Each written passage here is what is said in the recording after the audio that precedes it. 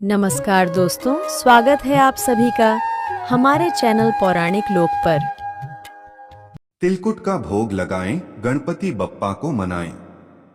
सकट चौथ का व्रत है पावन, हर कामना पूरी करते गणेश भगवान। जय श्री गणेश जी की जय हो, चौथ माता की। मित्रों, आप सभी को सकट चौथ व्रत की हार्दिक शुभकामनाएं। मान्यता है कि इस व्रत को करने से गणेश जी महाराज अपने भक्तों के संकटों को हर लेते हैं और निसंतान माताओं को संतान सुख प्रदान करते हैं, अपने भक्तों को सुख, शांति और समृद्धि का आशीर्वाद देते हैं। मित्रों, यह व्रत प्रत्येक वर्ष माघ मास की कृष्ण पक्ष की चतुर्थी को मनाया जाता है। इस दिन भगवान गणेश की पूजा और उनकी कृपा पाने के लिए भक्त पूरे दिन निर्जल या फलाहार व्रत रखते हैं। ऐसा माना जाता है कि गणपति, जिन्हें विघ्नहर्ता भी कहा जाता है, इस व्रत से प्रसन्न होकर अपने भक्तों की सभी बाधाओं को दूर कर देते हैं। इस दिन तिल और गुड़ का सेवन और दान करने का भी विशेष महत्व है, क्योंकि यह व्रत पवित्रता और पुण्य का प्रतीक माना जाता है। इस दिन शाम को गणेश जी की पूजा के बाद चंद्रमा को अर्घ्य देकर व्रत संपन्न किया जाता है। तो चलिए सुनते हैं माघ मास सकट चौथ व्रत की अत्यंत ही सुंदर कथा।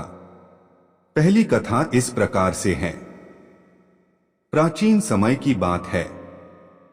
एक गांव में एक ब्राह्मण दंपत्ति रहता करते थे। उनके 7 बेटे और एक बेटी थी। उनकी बेटी अपने ससुराल से मायके आई हुई थी।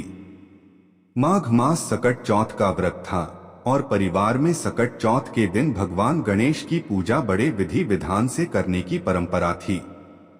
और हर बार की तरह इस दिन पूरे परिवार ने भगवान गणेश की पूजा की अर्चना की। पूजा में ब्राह्मण की बहू ने भगवान गणेश को तिलकुट, तिल और गुड़ से बने लड्डू का भोग लगाया और पूजा संपन्न होने के बाद पूरे परिवार को प्रसाद दिया और अपने पति के लिए भी तिलकुट का एक भाग अलग रख दिया। लेकिन ब्राह्मण की बेटी को तिलकुट बहुत पसंद था। जब उसने देखा कि उसका भाई के लिए तिलकुट अलग रखा गया है, तो लालचवश चुपके से वह अपने भाई के हिस्से के तिलकुट भी खा गई। बहन की इस घटना से भगवान गणेश अप्रसन्न हो गए, जिसके फल स्वरूप पूजा के अगले दिन ब्राह्मण का बेटा अचानक गंभीर रूप से बीमार पड़ गया। परिवार ने हर तरह से उसका इलाज कराया, लेकिन उसकी स्थिति में कोई सुधार नहीं हो रहा था। एक दिन नगर के एक संत साहूकार के घर आए। साहूकार ने अपनी समस्या संत को बताई, तो उन्होंने ब्राह्मण परिवार को बताया कि यह भगवान गणेश के क्रोध का परिणाम है। यदि तुम सकट चौथ का व्रत रखकर भगवान गणेश की पूजा करोगे तो तुम्हारा पुत्र स्वस्थ हो जाएगा और संकट दूर हो जाएंगे। उन्होंने परिवार से कहा कि भगवान गणेश को प्रसन्न करने के लिए पूरी श्रद्धा और भक्ति से फिर से उनकी पूजा करें और अपनी गलती के लिए क्षमा मांगें। संत की बात सुनकर ब्राह्मण और उसकी पत्नी ने सकट चौथ का व्रत किया। उन्होंने पूरे विधि विधान से भगवान गणेश की पूजा की और तिलकुट का भोग लगाया। ब्राह्मण की पत्नी ने रात में चंद्रमा को अर्घ्य दिया और भगवान गणेश से प्रार्थना की, हे विघ्नहर्ता गणेश जी, मेरे पुत्र की रक्षा करें और हमारे परिवार को कष्टों से मुक्त करें। भगवान गणेश उनकी भक्ति से प्रसन्न हुए और साहूकार के पुत्र को स्वस्थ कर दिया। ब्राह्मण की बेटी ने भी अपनी गलती मान ली और भगवान गणेश से क्षमा मांगी। उसने यह भी प्रायश्चित किया कि भविष्य में वह कभी लालच नहीं करेगी और अपने परिवार की भलाई के लिए हमेशा भगवान गणेश की पूजा करेगी। परिवार की भक्ति और प्रायश्चित से भगवान गणेश प्रसन्न हुए। उन्होंने ब्राह्मण के बेटे को कष्टों से मुक्त किया और परिवार को सुख समृद्धि का आशीर्वाद दिया। तभी से यह मान्यता बन गई कि सकट चौथ का व्रत करने से सभी संकट दूर हो जाते हैं। इस दिन लोग भगवान गणेश की पूजा करते हैं, उन्हें तिलकुट का भोग लगाते हैं और अपने परिवार की खुशहाली के लिए प्रार्थना करते हैं। इस व्रत को संकटों को हरने वाला और सुख समृद्धि प्रदान करने वाला माना जाता है। पहली कथा समाप्त हुई। प्रेम से बोलिए जय श्री गणेश जी की जय। चौथ माता की। एक शहर में देवरानी और जेठानी एक ही परिवार में रहती थीं। देवरानी बहुत ही गरीब थी और उसका परिवार बड़ी मुश्किल से गुजारा करता था। उसका पति जंगल से लकड़ी काटकर बेचता था, जिससे थोड़ा बहुत पैसा मिलता था। वहीं दूसरी ओर जेठानी काफी अमीर थी और उसके पास सुख सुविधाओं की कोई कमी नहीं थी। देवरानी के पास धन तो नहीं था, लेकिन वह भगवान गणेश की सच्ची भक्त थी और नियमित रूप से उनका पूजन और व्रत किया करती थी। देवरानी को अपने घर का खर्च चलाने में बहुत मुश्किल होती थी, इसलिए वह अपनी जेठानी के घर में काम करती थी। जेठानी काम के बदले उसे कुछ पैसे तो नहीं देती थी, लेकिन जो भी बचा हुआ खाना होता वह दे देती थी। इसी से देवरानी के परिवार का पेट भरता था। माघ महीने में सकट चौथ का व्रत आया, जो गणेश जी को समर्पित था, और देवरानी ने इसे पूरी श्रद्धा से रखने का निर्णय लिया। हालांकि उसकी आर्थिक स्थिति इतनी खराब थी कि व्रत के लिए आवश्यक सामग्री खरीदने के लिए भी उसके पास पैसे नहीं थे। देवरानी ने बड़ी कठिनाई से थोड़े पैसे जुटाए और तिल व गुड़ खरीदकर तिलकुट्टा बनाया। उसने पूरी श्रद्धा से गणेश जी की पूजा की और तिल चौथ की कथा सुनी। पूजा समाप्त करने के बाद वह रोज की तरह जेठानी के घर काम करने चली गई। उसे उम्मीद थी कि काम खत्म होने के बाद शाम को चंद्रमा को अर्घ्य देकर जेठानी के यहाँ से बचा हुआ खाना मिल जाएगा। वह भूखी थी, लेकिन मन में यह संतोष था कि भगवान गणेश उसकी भक्ति और व्रत से प्रसन्न होंगे। शाम को जब जेठानी के घर पर खाना बनाया गया तो देवरानी ने सोचा कि काम खत्म करने के बाद उसे कुछ खाना मिल जाएगा, लेकिन जेठानी का भी उस दिन व्रत था, इसलिए घर के सभी लोगों ने खाना खाने से मना कर दिया।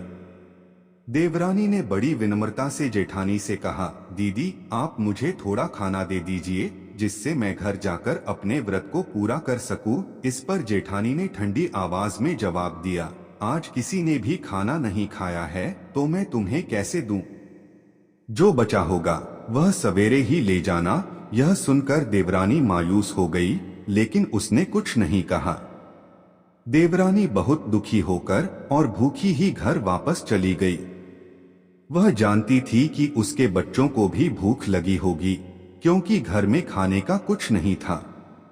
उसके पति और बच्चे भी उम्मीद लगाए बैठे थे कि त्योहार के दिन कुछ स्वादिष्ट पकवान मिलेगा, लेकिन जब उन्हें पता चला कि आज तो रोटी भी नहीं मिलेगी तो उनकी आंखों में आंसू आ गए।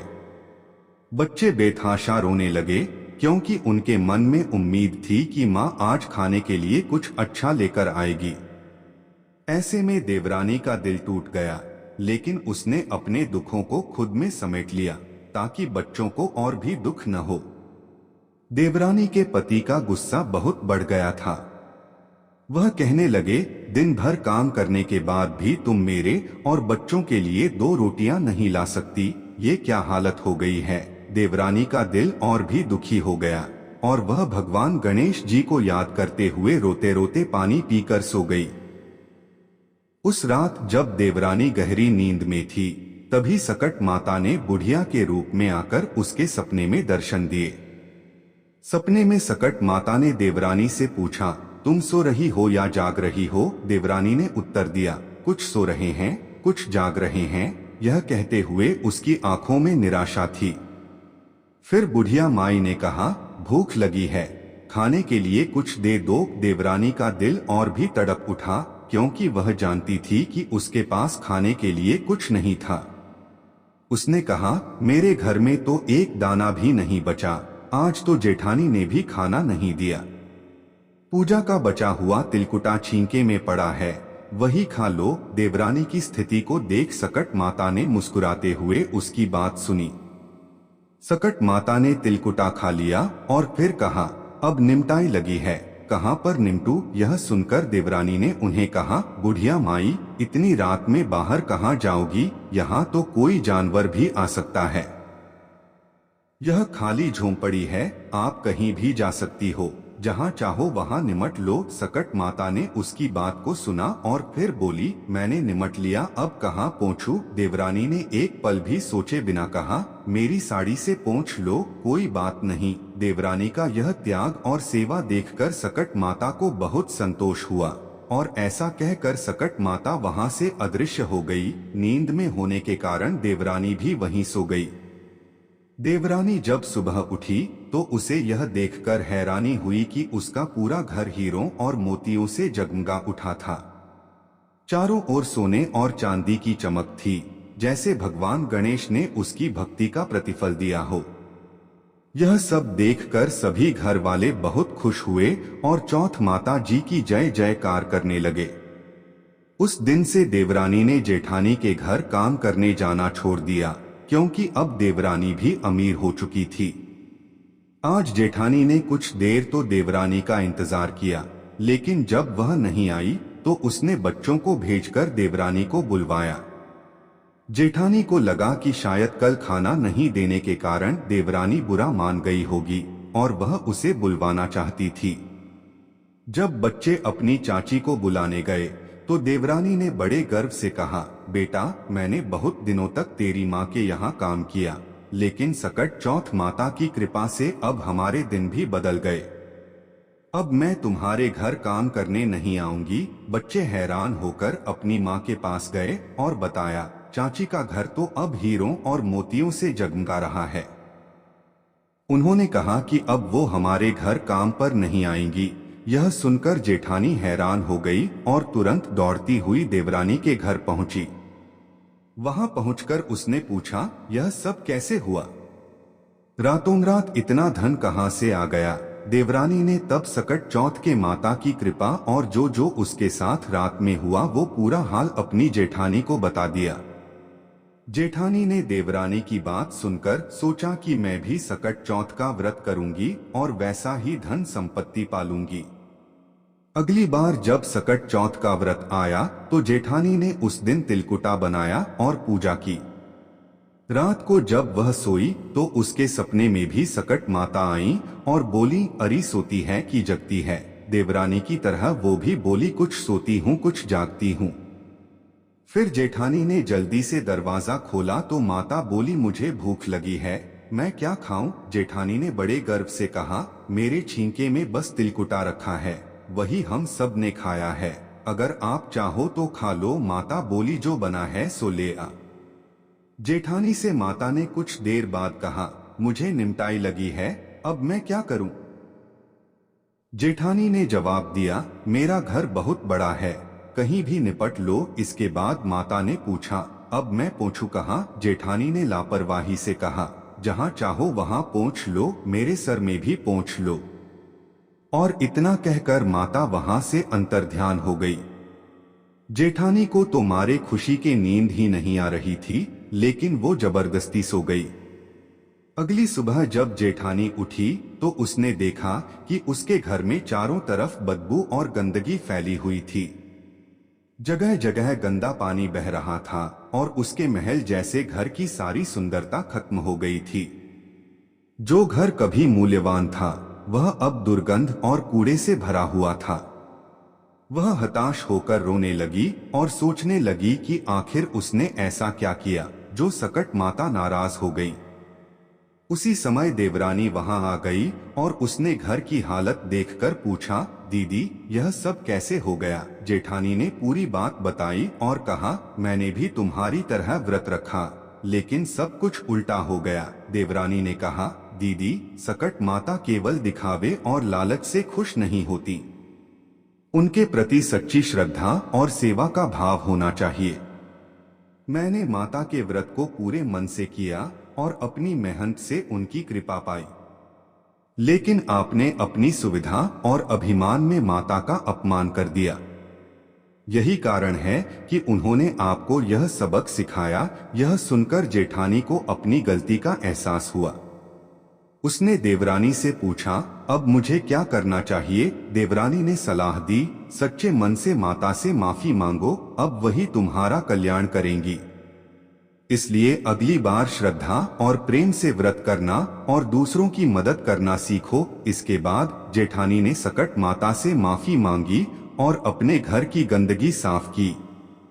उसने अपने स्वभाव में बदलाव लाया, अहंकार छोड़कर विनम्र बन गई। अगले सकट चौथ पर उसने सच्चे मन से व्रत किया और माता की पूजा की। धीरे धीरे उसके घर के हालात सुधरने लगे। उसने अपनी गलती से सबक लिया और फिर कभी लालच या दिखावा नहीं किया। हे सकट माता, आपने जैसी कृपा देवरानी पर करी वैसी कृपा हम सब पर करना। जय हो सकट माता की। अब सुनते हैं चौथ माता की कथा। प्राचीन समय की बात है। एक नगर में एक सेठ और सेठानी जी रहा करते थे। उनके एक बेटा और उसकी पत्नी थे। सेठ जी की बहू अत्यंत ही संस्कारी थी और हमेशा परिवार में सभी को भोजन करा के फिर स्वयं भोजन किया करती थी। उनकी एक पड़ोसन भी थी जो बहू से रोज पूछती कि आज क्या बनाया खाया है। बहू कहती ठंडो बासी भात। एक दिन उसके पति ने ऐसा सुनकर विचार किया कि आज क्यों ना पकवान बनाए जाएं, फिर देखें कि मेरी पत्नी क्या कहती है। उसके पति ने तरह तरह के पकवान बनवाए और घर के सभी लोगों ने एक साथ बैठकर भोजन किया। आज भी पड़ोसन ने पूछा तो बहू ने कहा ठंडो बासी भात।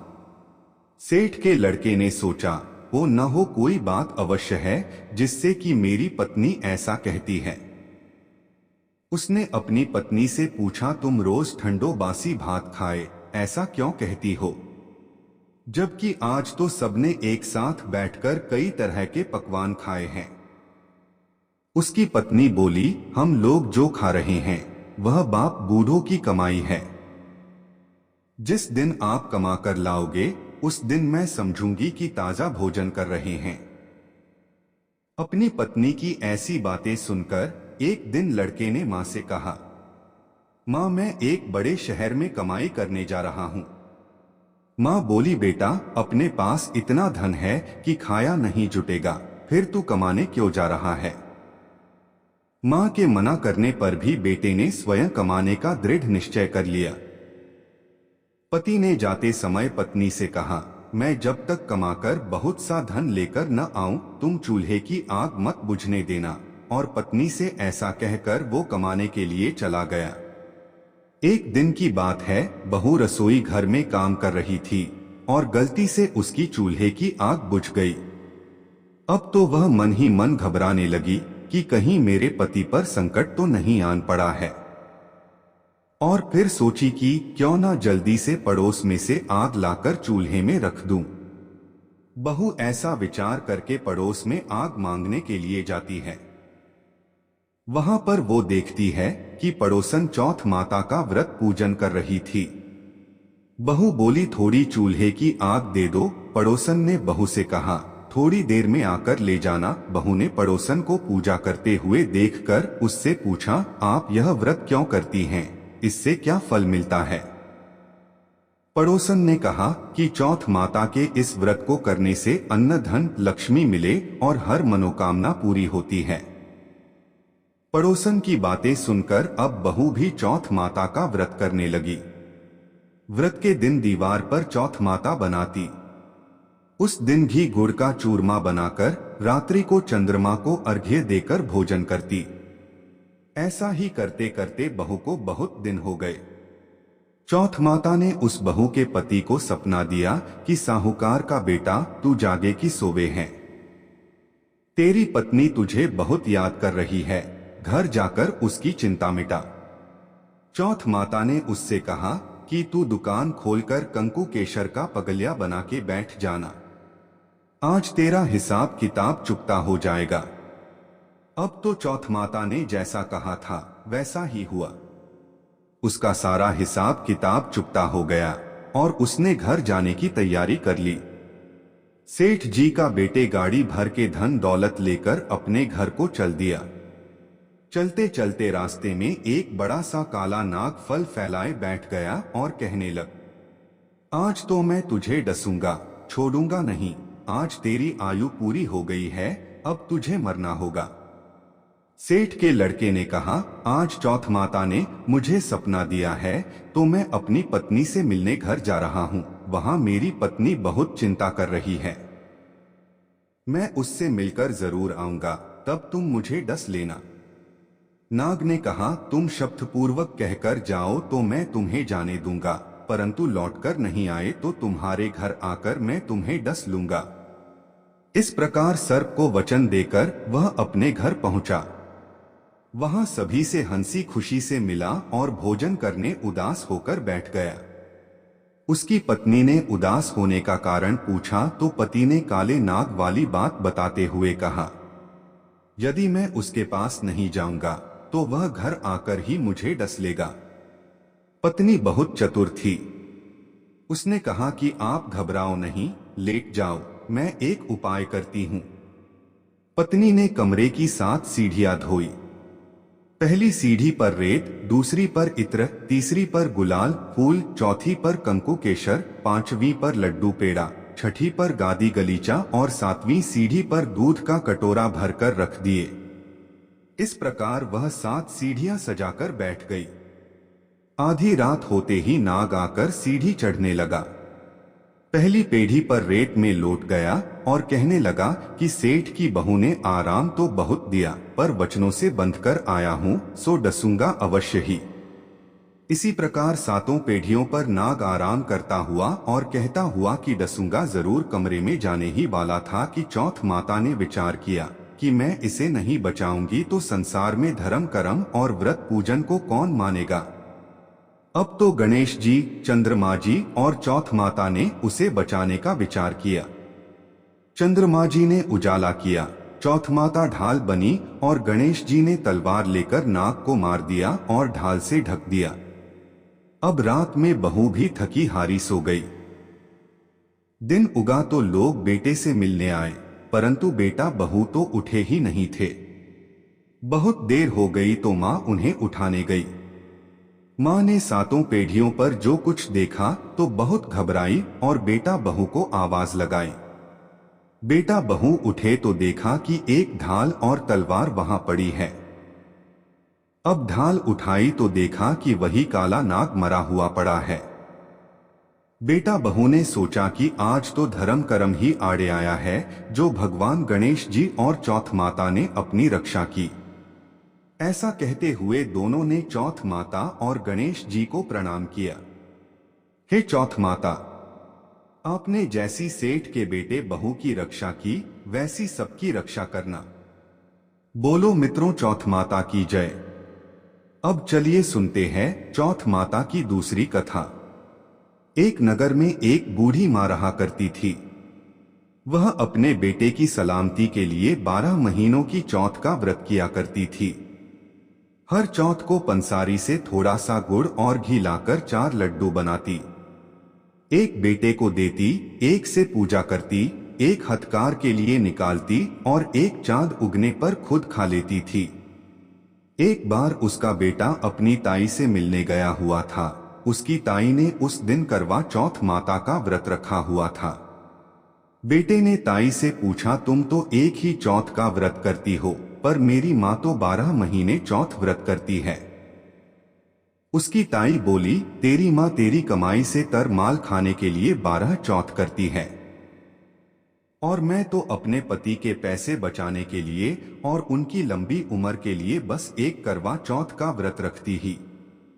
तू परदेश जाकर रहेगा तो तेरी माँ को खाने पीने के लिए इतना कुछ नहीं मिलेगा, और तेरे तो पिता भी नहीं है कि वो उनकी लंबी आयु के करवा चौथ का व्रत रखे, इसलिए देख लेना वह 12 चौथ तो दूर एक भी चौथ का व्रत नहीं करेगी। लड़के को लगा ताई सच कह रही है। घर आकर लड़के ने माँ से कहा, मैं परदेश जा रहा हूँ, यहाँ तू मेरी कमाई खाने पीने में ही उड़ा देती है।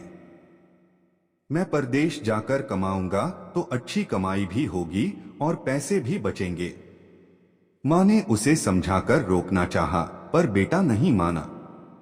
माँ ने उसे साथ ले जाने के लिए चौथ माता की आंखें दी और कहा कि परदेश में तेरे साथ मैं तो नहीं रहूंगी, पर मुसीबत के समय में ये चौथ माता की आंखें तेरी सहायता करेंगी। माँ से विदा लेकर लड़का परदेश को निकल गया। चलते चलते काफी समय हो गया था। उसे भूख प्यास लगी थी, जिस कारण वो और आगे नहीं चल सकता था। तभी लड़के को माता की आंखों से आवाज आई कि थोड़ी दूर और चल, फिर एक नगर मिलेगा। लड़का माता की आंखें लेकर घूमते घूमते उस नगर में जा पहुंचा। वहां पर उस लड़के ने देखा कि एक बूढ़ी माँ रोती जा रही थी और पुआ बनाती जा रही थी। उस लड़के ने बूढ़ी माँ से कारण पूछा तो बूढ़ी माँ ने कहा, बेटा, इस नगर की पहाड़ी पर एक दैत्य रहता है। पहले वह नगर में आकर कई लोगों को खाने के लिए मार देता था, पर अब राजा ने आदेश दिया है कि हर घर से एक आदमी रोज दैत्य के पास भेजा जाएगा।